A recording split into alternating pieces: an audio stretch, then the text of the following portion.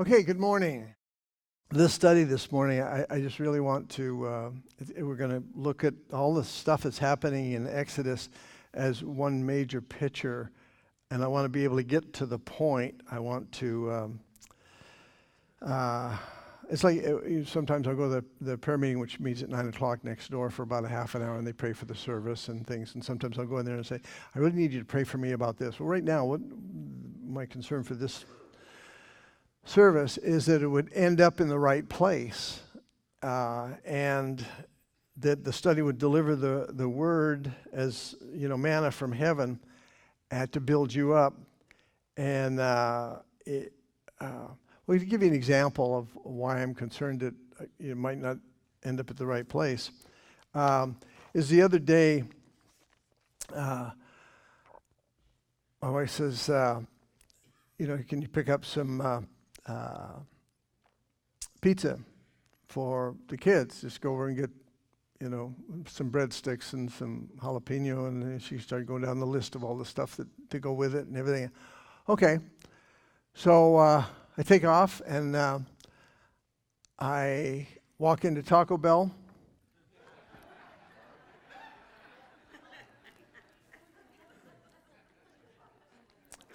And she's going to help you. And I said, yeah, I want a 6-bean burrito. No. I'm thinking, no, I don't think that's what I'm supposed to be getting. And then I realized, no, it's not what I'm supposed to be getting. I'm in the wrong place. So I said, I forgot something. I got to go. And she's already starting to ring up what I've been saying. And I said, no, and I thought, there's no way I could explain to her this minute really how lame I feel, so I got to go. I took off and went to Little Caesars and got what I was supposed to get. So anyway, I hope to end up at the right point and get to where I'm supposed to be this morning. The difficulty sometimes.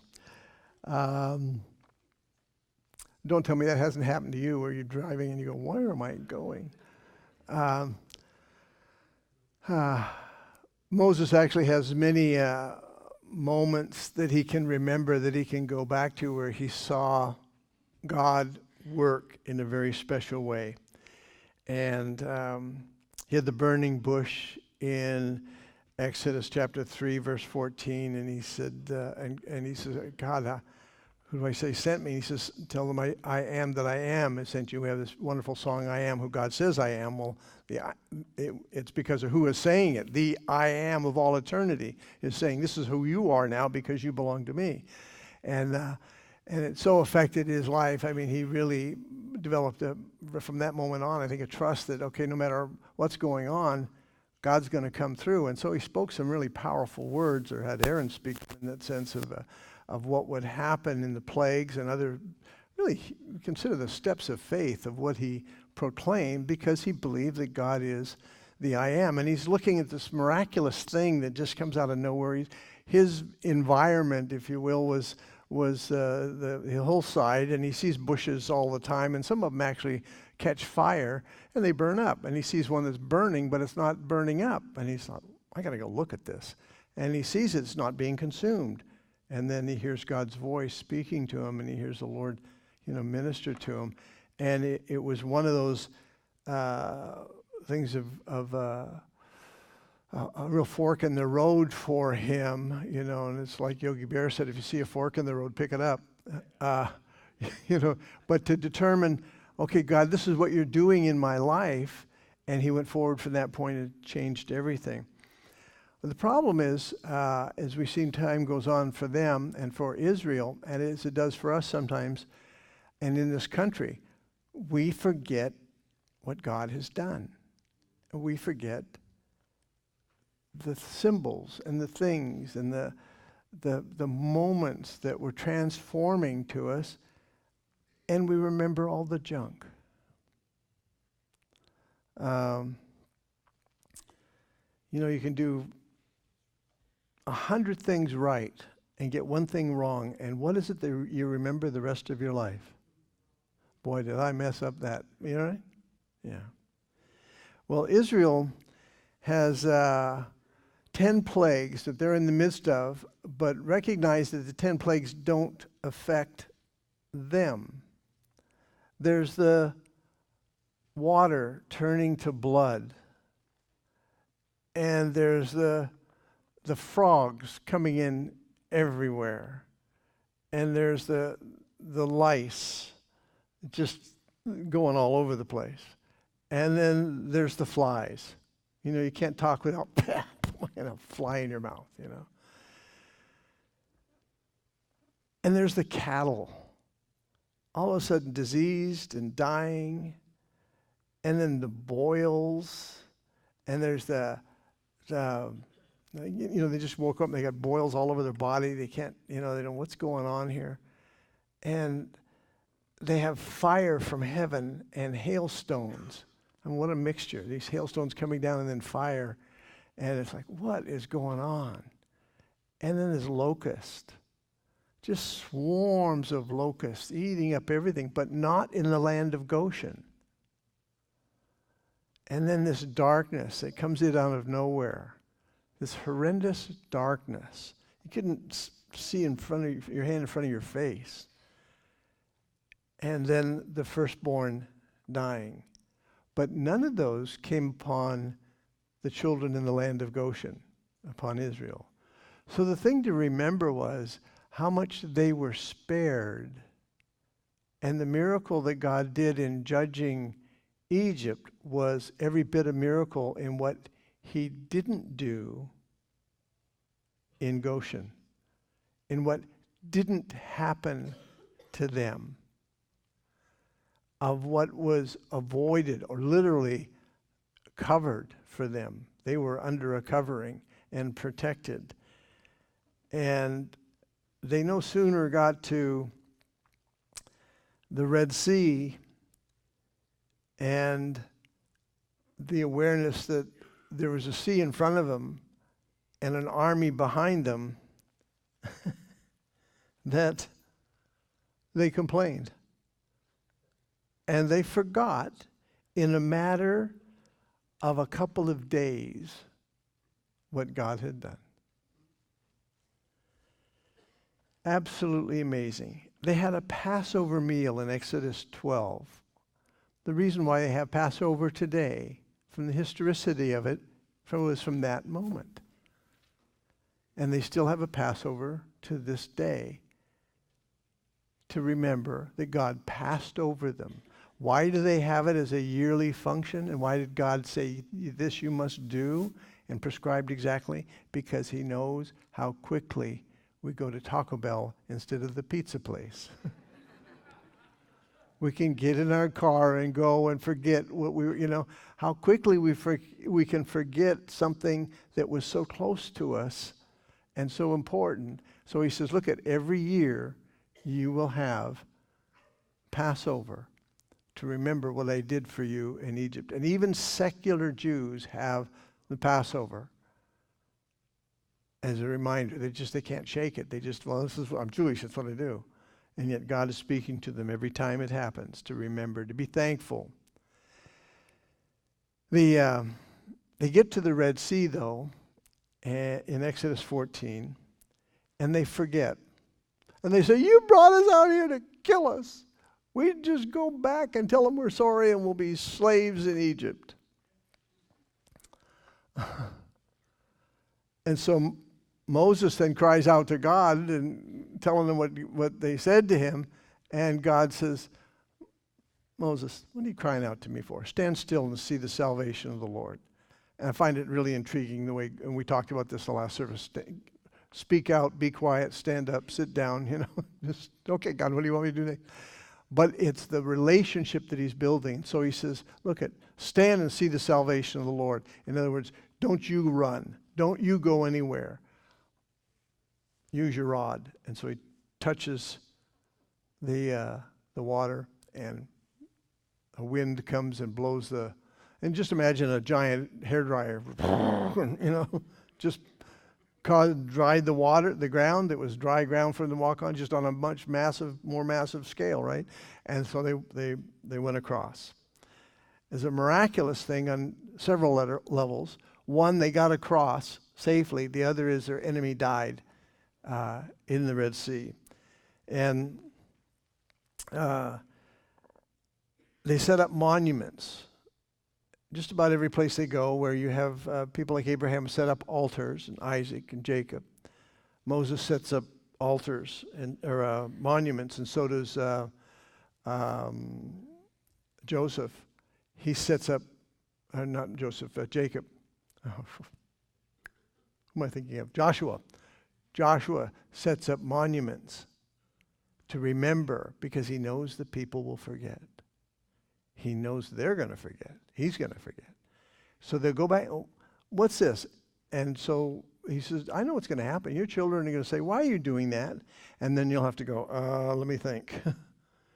And remind them. And I think it's intriguing that a secular kind of thing that was happening that we turned into years ago, the church turned into a time to celebrate the birth of Christ, and we don't know when he was born, but it reminds us that he did come born of a virgin, and a very special moment where God became flesh and dwelt among us. And so he used a whole secular kind of thing that was happening in the world at the time and made it a Christian thing. And God had to do that, use that to remind the church that Jesus is God. And so even carnal Christians go, hey, Merry Christmas. And so he says, what's that about? Oh, it's about the birth of Christ. Happy birthday, Jesus. But they don't really know, on the one hand. On the other hand, they're forced to remember. God does that stuff because he knows what a short memory we have concerning so many things.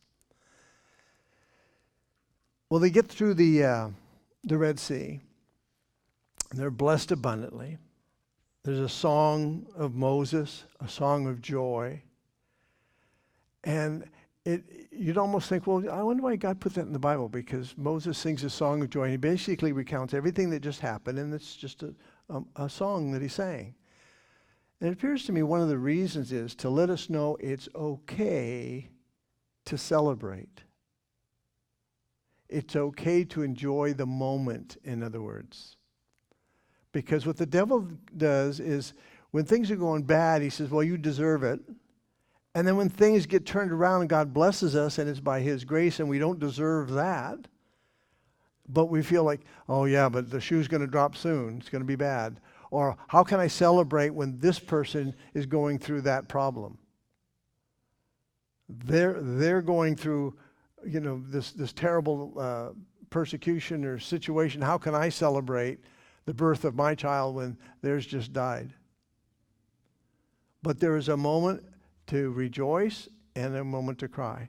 There is a time for all seasons.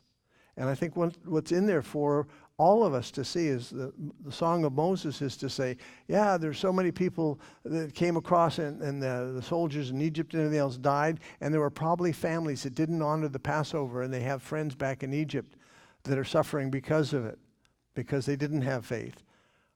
But when God gives you a moment to celebrate, celebrate. Because there's a time for all seasons, and enjoy what you have, because there's enough times to mourn. And then Miriam, Aaron's sister, which is an interesting statement in the Bible, but also sang to the Lord and joined in the celebration and the confirmation of, yes, we should be singing, yes, we should enjoy, yes, we should participate in this. And then they get the manna from heaven. They see it. They also eat it. And chapter 16, it was a blessing to them because they're out here, we're starving. And he says, I'll give you manna from heaven. Manna simply means, what is it? So they looked at it and goes, what is it? That's the Hebrew word for manna.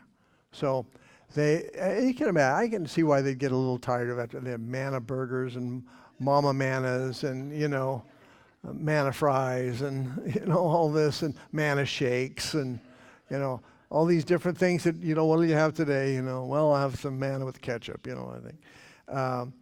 But God was providing for them. But the same thing can happen to us. We get so used to what we have, especially in America, that we forget how privileged we are. And this is not a statement of condemnation. Rejoice with what you have, but be thankful for it. Don't take it for granted is the point.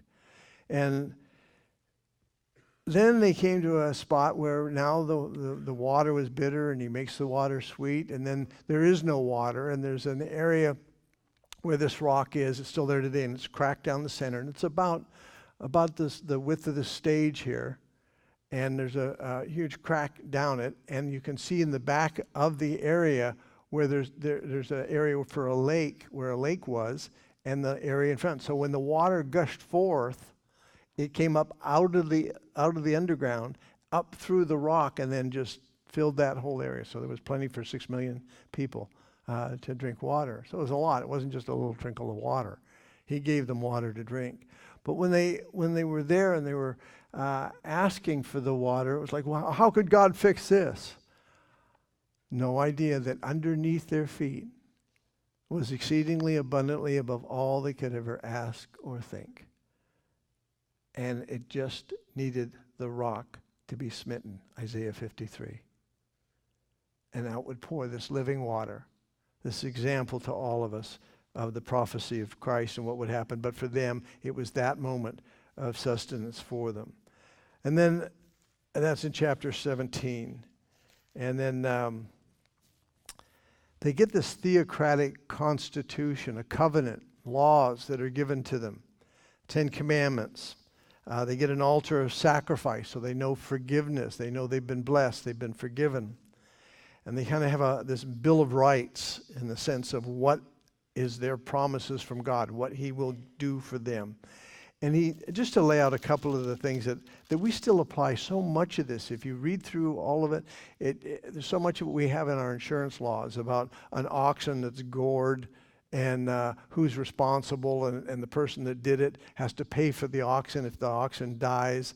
But if your oxen gores again, then your oxen has to be killed because you're culpable, because you know it's that kind of oxen that does that. Just like having a dog. The dog bites somebody, you're supposed to take care of it. If the dog gets out and bites somebody else, the dog has to be put to sleep because now, and you could be sued for libel because you knew better.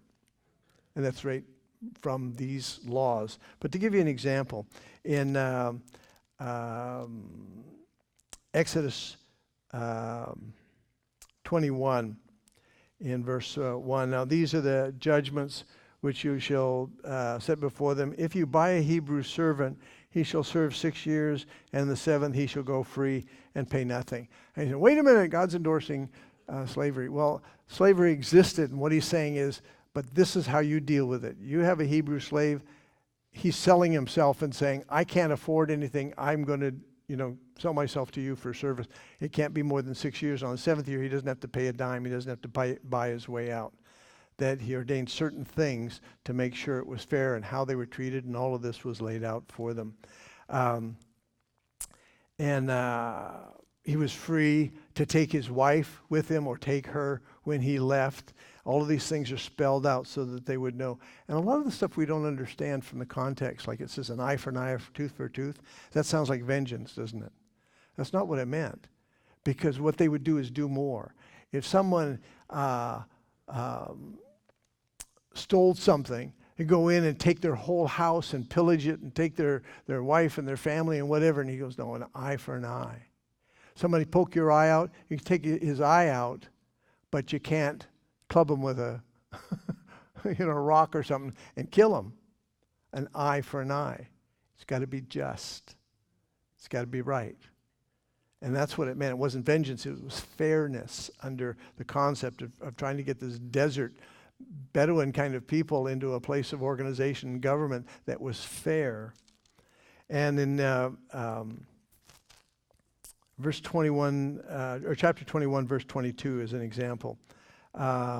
Talks about if a man fight and hurt a woman with a child so that she gives birth prematurely, yet no harm follows, he shall surely be punished according to the woman's husband, whatever he imposes on him, and he shall pay as the judges determine. But if any harm follows, then you shall give life for life, an eye for an eye, a tooth for a tooth, a hand for a hand, a foot for a foot, burn for burn, wound for wound, stripe for stripe.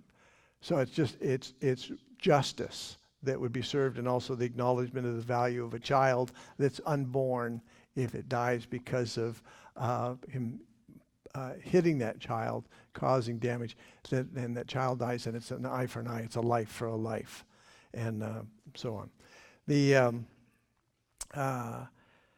In chapter 22, verse 21, give you an example. You shall neither mistreat a stranger nor oppress him, for you were strangers in the land of Egypt. Now, there are areas, what's going on the border right now, and how do you deal with all of this, and legal entry, and all of those other things which are necessary for all countries, and all of the stuff that they're bantering back and forth about. But in the meantime, how do you take care of them as a biblical family? What do? I love what Samaritan's Purse did. They went down to Venezuela with the people that were literally having told to them, here's an escape route, go to America. And so because of what they're going through, they would leave. Samaritan's Purse went down there not endorsing a political agenda or even that they could get into America, but simply feeding them and preaching the gospel, sharing with them what they really need is not a new country, but they need Jesus Christ as their Lord and Savior, and providing food and sustenance and water, not to get them the rest of the way so much as to let them know that God loves them and God's watching over them, and treat a stranger as you'd want to be treated, and let the politicians work out the rest of the stuff. But there's that avenue of a kingdom that's greater than the whatever kingdom is in place at the time politically. I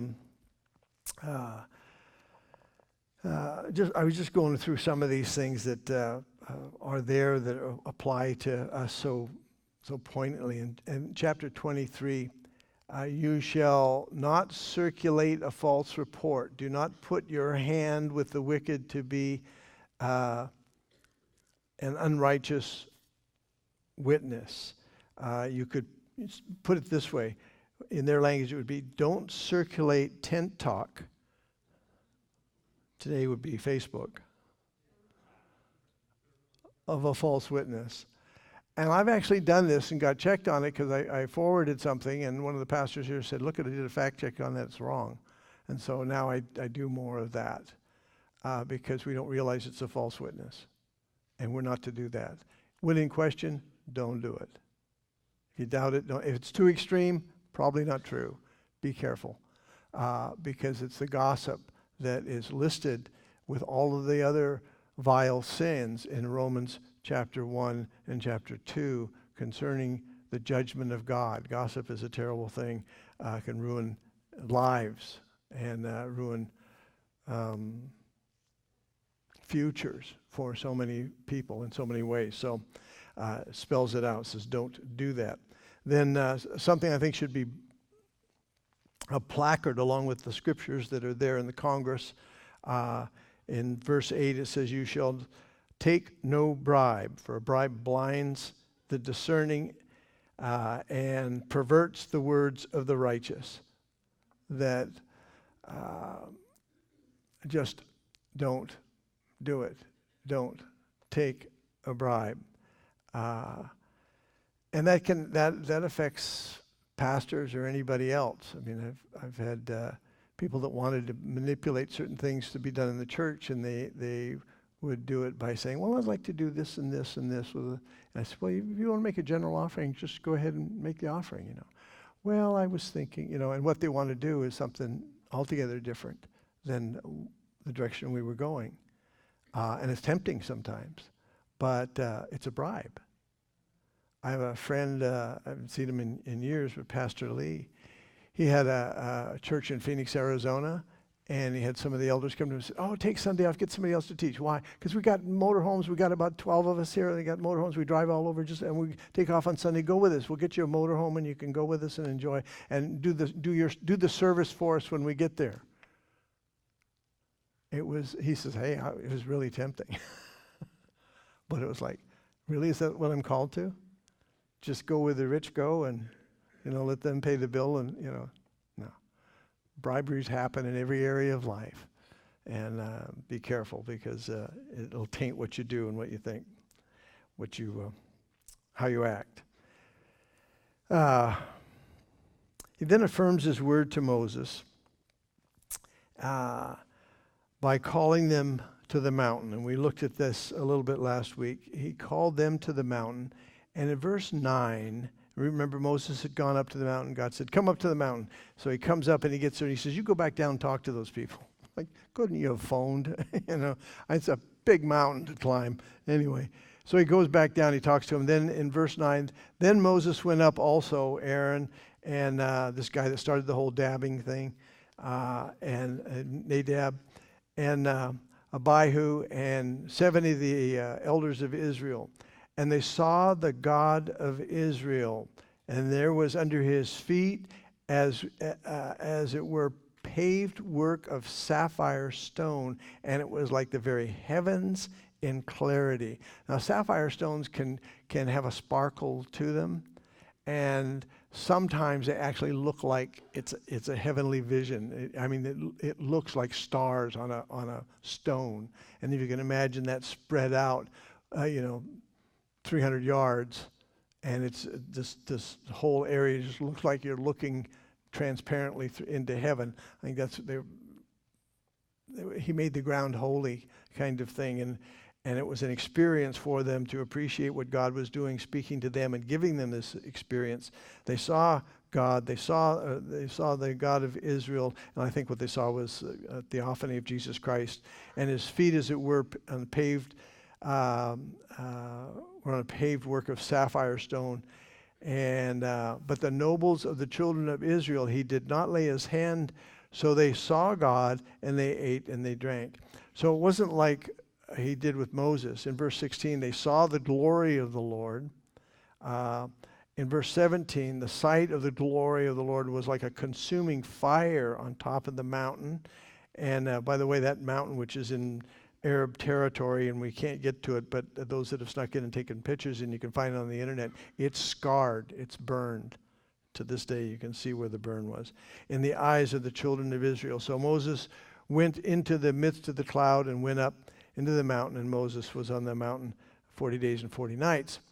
And so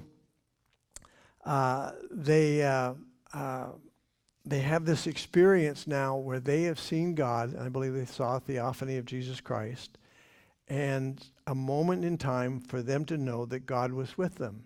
Again, one of those miracles. This one's not a miracle of what he's doing to somebody else and not doing to them. This is very specifically so they would know the glory of God. Now, they saw the fire, they saw the glory, and then in chapter 25, they see the value of offering, of giving. And in chapter 26, we find that they start to build the tabernacle. And let's see here, where is this? The building of the tabernacle is so precise, and I think it's in, where is that? 31 or somewhere. He anoints very special people he made special with the gift of not only building, but to teach people how to build. So if you're somebody who's a carpenter, for instance, and you're able to teach somebody else how to do what you do, that's a gift. That's as much of a gift as prophecy or anything else. It's very, very specific. If you can play the guitar, but you can also teach somebody to play.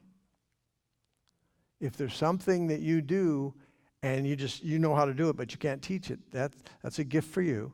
But there's another gift for artisans. It says to teach them how to do those things.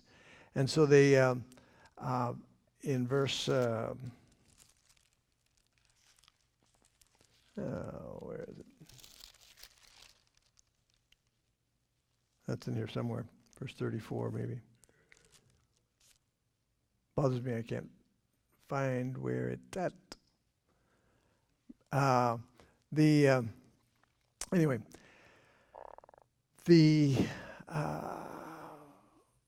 Moses was then running late. I mean, they're waiting for him. He doesn't come. Their faith is gone. This is an area where we think, God did something in the past, but it's real vague now. We kind of forget because it's taken so long for something else to happen. We've been praying about something happening. It's not happening. Moses just was late. He wasn't getting there. He wasn't showing up. And so they build a golden calf. They follow after golden calf. And I think this is what's happening in America today. The building of a golden calf, the establishment of that. And the artisan's gift, I want to show it to you because I know there's some people here that you're gifted with this, and you need to know what a big deal it is that God has gifted you. In chapter 35, verse 34, he put in his heart, in these artisans' heart, the ability to teach. And what he's talking about there is the artisan of building the tabernacle. That's a phenomenal gift. If you've got it, use it to share with other people what they can do. Well, then it's a form of discipleship.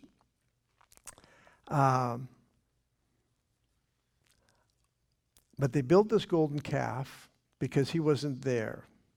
Today, we're doing the same thing. Early on in the 1900s, about the time of Roosevelt, actually, they started to develop in the school system and in other higher forms of education, college and other things, this idea, and it went on into the 60s, that God is dead, that Jesus isn't coming back. It used to be all the newspapers had in typeset, pre-done, the announcement of the second coming of Jesus Christ. Still that? All the early papers. You can't find that now. Of course, everything's computerized. But I mean, they had this typeset.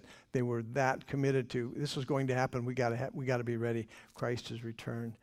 And so much of our lives was based upon that, and the value of the Jewish holiday on Saturday and Sunday for the Protestants, and the day to celebrate the resurrected Lord on Sunday. Nobody worked, very few. There was just a couple of places necessity worked, but Sunday wasn't a place that you worked. It wasn't that. It didn't happen. It's just part of our nation. But what we've changed to now, the golden calf that's been built, is that we need socialism. We need the government to take care of us because the government is all supreme. Individual is not important. The government is more important. They know what's best. We don't. We shouldn't be left to our own devices. Our soul is not eternal, therefore it can be killed in the womb. The only thing that's eternal is the state, and therefore it's going to last forever, and we're not. It's a whole philosophy that's theological. It's more than political.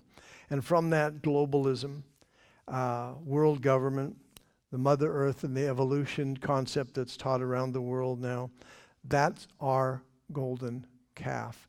Here in the United States, it's sold more as global warming and environmentalism and all of this. Save the forest, save the cougars, save the bears, because they're equal or greater to the average person. And we've encroached on them, so therefore they should have supremacy. And we're seeing the result of that with the forest burning and so much right now. But in the TV and the movies and the series, they do it in the background in a subtle way of trying to change America, and I believe bring America to a place of riot. And put this up on the screen. This was in a show that this truck is driving by. It parks. The guy gets out, so there's just time enough to read it. And it says, "I appeal to you to get into the great revolution that is sweeping the nation. Get in and stay in the streets, every city and every village of hamlet in this nation until the true freedom comes." And then it drives away, and you see the balance of the statement being something talking about the British, but it's aligning, revolting in the streets today as they did against Britain, and to have religious freedom. Well, now we have that, but they're revolting against the very liberties and freedoms we have for a different kind of freedom, a globalist freedom. And there's little things that pop up here and there that are subliminal in nature, but you see them more and more, I believe, as this next year comes along. It's not going away. We're getting more and more of the socialist attitude and everything else is in the government. So many, I don't even want to get into the politics of the whole thing, but socialism is the open door to globalism, to this state authority. that we're facing. I pray for a period of grace for us to have.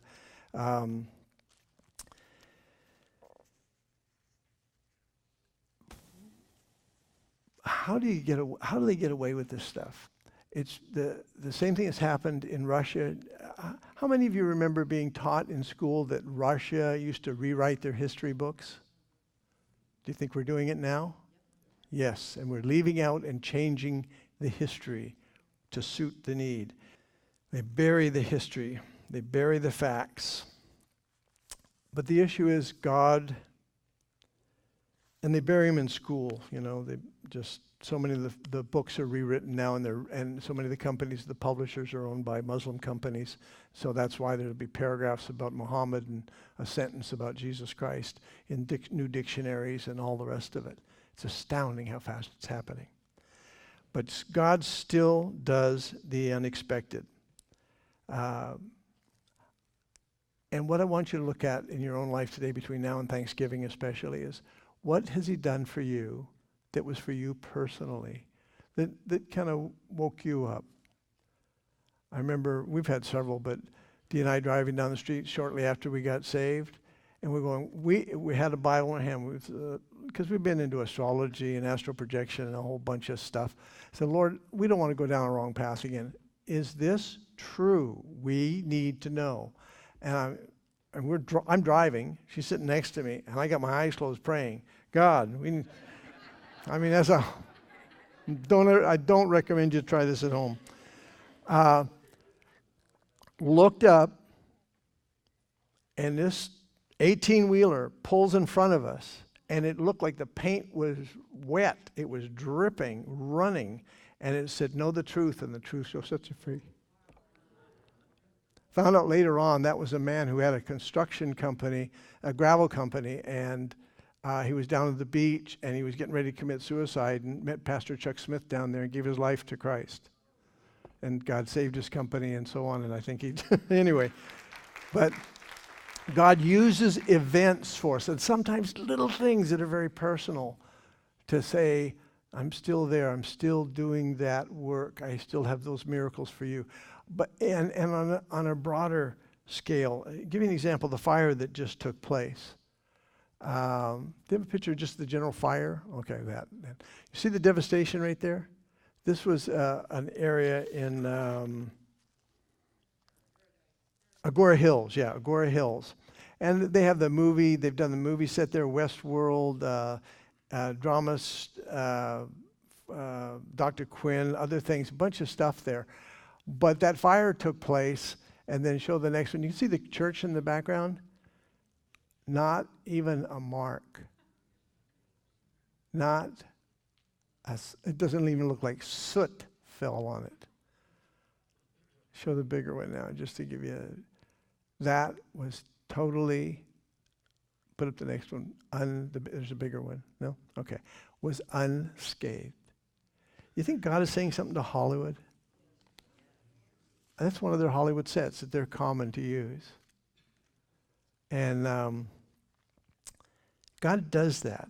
But remember 911, the buildings came down, and they were digging through the rubble. People, the construction workers and the firefighters and everybody else, they were literally in tears, many of them, just trying to get through this mess. And, body parts and all the rest of it. And it was terrible. God, where are you? What is going on? And then they found this. Go ahead and put the cross up. Now, that didn't come directly from the building as two cross members. They're metals from different parts of the building.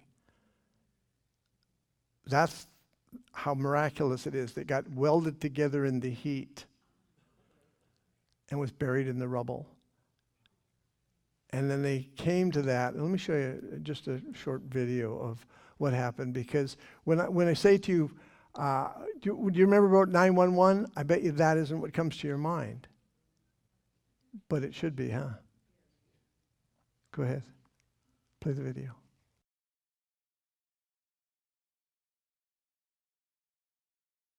Yes, and then there were those that fought fought against that being displayed, and show the next one. But many lawsuits and people that were tenacious to do it. It stands on that platform in front of the new Twin Towers, and as a stone of remembrance, like they did coming out of Egypt and coming through the wilderness and going into the promised land, that we need those remembrances, because how quick we forget, right? How quick we forget. We all do. It's one of those things that we struggle with, I think each one of us, because the sin nature tends to go to all the things that went wrong and miss God there in the midst of his grace and his purpose and his plan, teaching us and telling us. I don't know where you're at right now or what's going on in your life, but think about that moment in your life when you got saved, what happened, the series of events that took place to make that happen, and then those things that happened after that where God did something that you know was out of the ordinary. God speaking to you, God intervening, God making something very personal to let you know he was there, that he is the I am, and he loves you, and you are called into his service and into his fellowship.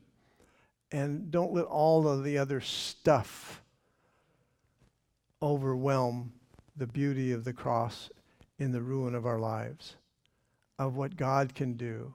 He gives beauty for ashes, the oil of joy, for the garment of praise for, because the oil of joy for suffering, the garment of praise for the spirit of heaviness, for depression, the garment of praise. It's so sometimes overwhelming what we forget.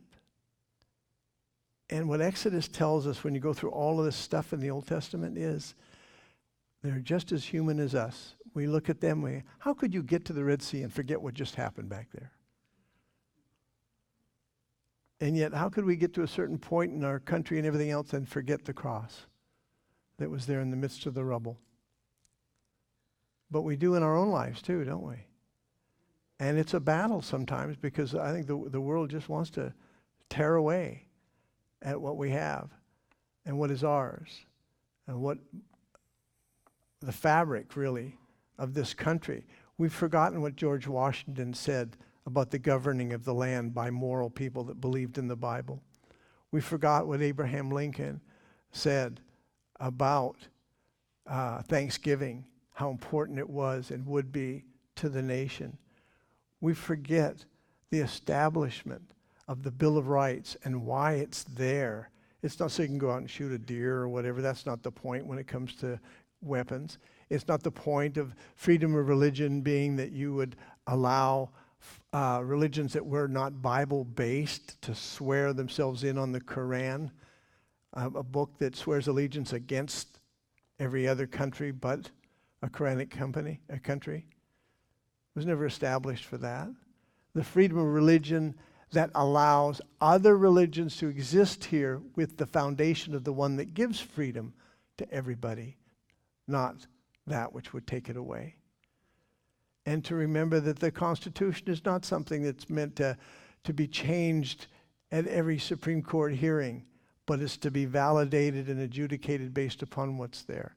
And as we go through the history of the presidents and their standing on certain things, we can see changes in the country, either for salvation and redemption and going back to those things, or going into a whole Europeanized, Romanesque, globalist kind of thing. I know his kingdom come, his will be done on earth as it is in heaven. I know the end times are short. I know it's moving very fast like the birth pains of a woman. But we're in the middle, we're in this place to occupy until he returns. I sometimes have to shut the news off because it's like, I don't care what they're doing. I want to know, God, what do you want me to do? How do you want me to deal with my responsibilities in my family, with my kids, with the church, with the fellowship? God, what is the future for us, and what direction do you want us to go? Because the rest of it I pray for, but I'm not changing it. I'm not a part of it. It belongs to God, and I'm not going to lose sleep over it. But what I do want to do is be reminded by what God has done with things like the cross and the church. And I remember a guy in World War, I think it was World War I, somebody gave him a little pocket Bible. I think it was the government, actually, because I know that happened with Roosevelt, too. And anyway, he was shot. And he was knocked down, knocked out, got up later on, and realized the bullet had gone through the Bible and stopped at Psalms 91. Yeah. 10,000 will fall at your right hand and your left, but no harm will come near you. God does miracles for individuals on an individual basis, and he's done miracles for this country on a corporate level, on a massive level. And I think he's done miracles for the world that they need to wake up. But the Lord is coming back. And in the meantime, we need to remember what he's done, base our faith and our trust on his word and what he's done for us personally and corporately as a country. And then don't be afraid to step out in faith as you share your faith and live your life for Jesus Christ. God bless you.